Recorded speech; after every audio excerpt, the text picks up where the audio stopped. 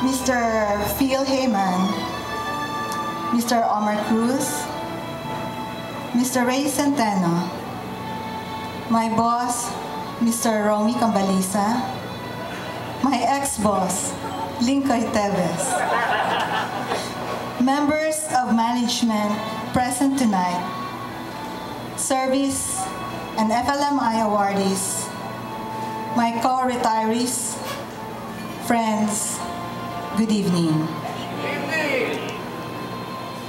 I never dreamt that tonight, 27 years, 5 months, and 5 days after I joined the Philam family, I would be standing before you to speak on behalf of the service awardees and retirees.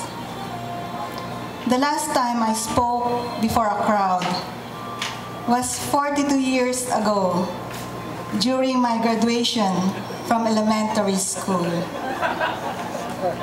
I never even thought that I would be retiring 10 years earlier than expected. When I was in college, I avoided enrolling in actuarial math, an elective subject for our course. It never occurred to me that I would eventually be working with an insurance company. At that time, insurance to me was synonymous with death. In late 1982, a friend invited me to apply for the position of analyst programmer with the AIG Data Center, Manila, or AIG DCM, an affiliate company of Philamlife and formerly its IT division. I will never forget the day I received the news that I was accepted. It was then that we got confirmation that my father had prostate cancer. My heart was torn between jubilation and anguish. I had 3 previous employers before joining the Philam family. I had never stayed longer than a little over a year in any of these organizations. Not wanting to be tied down, if I later decided I did not like the work, I refused to avail of any of the loan programs offered to the employees. But by the end of the 3rd year, I realized I already broke the record. I was enjoying my work and the camaraderie in the workplace. And so, I decided to take out a car loan.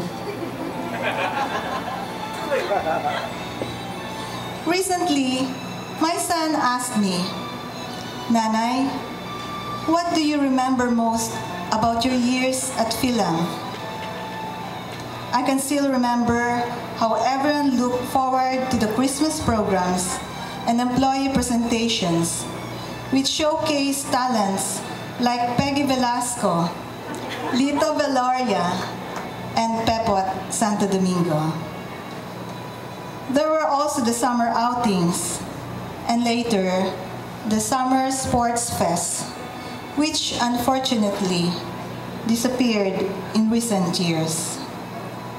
There is the annual Christmas treats that was almost canceled last year, if not for the resourcefulness of the organizers and the generosity of former Philamlifers. I hope this Christmas tradition continues. I also remember the floods in Metro Manila caused by heavy rains and clogged street drainage that forced many of us to spend the night in the office. The first time it happened, a colleague ended up sharing with us her birthday cake. Later, many of us learned to keep extra clothes and emergency food in our drawers during the rainy season. I also remember the earthquake of July 1990 that shook Luzon. Some of us crawled under our tables while the building, with its floating foundation, rocked and rolled in all directions as Italian marble slabs fell off posts and walls of the UN building.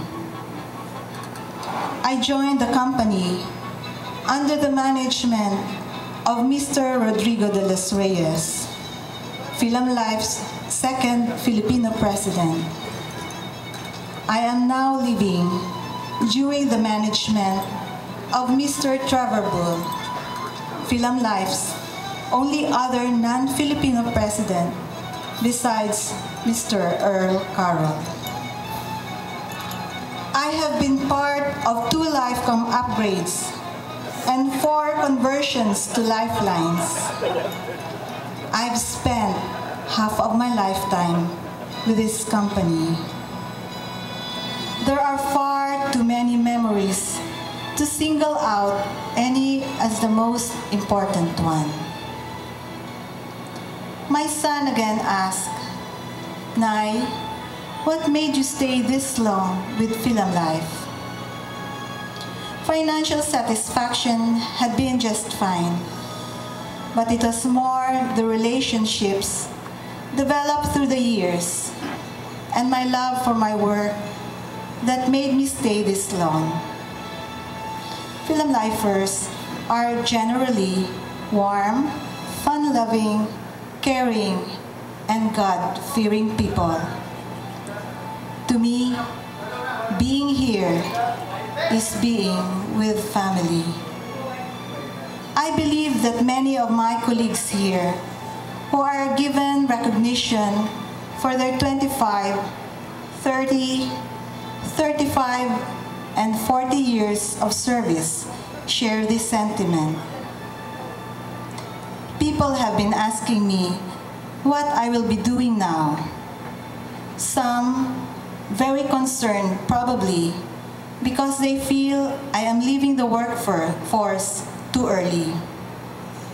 My answer to them is, I am retiring from work, not from life. The science fiction author H.G. Wells said, and I quote, "Life begins perpetually," unquote. To my dear co-retirees, there's so much waiting to be done outside these august walls. Let's get down to work.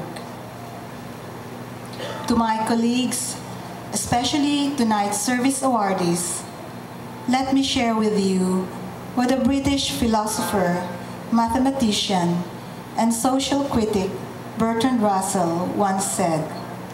I quote, "One of the symptoms of an approaching nervous breakdown is the belief that one's work is terribly important," unquote.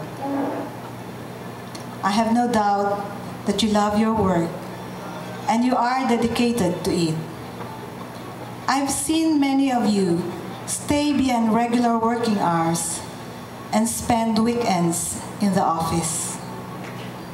I know that some of you do take work home. My advice is, don't forget to take time to smell the flowers. Thank you and good night.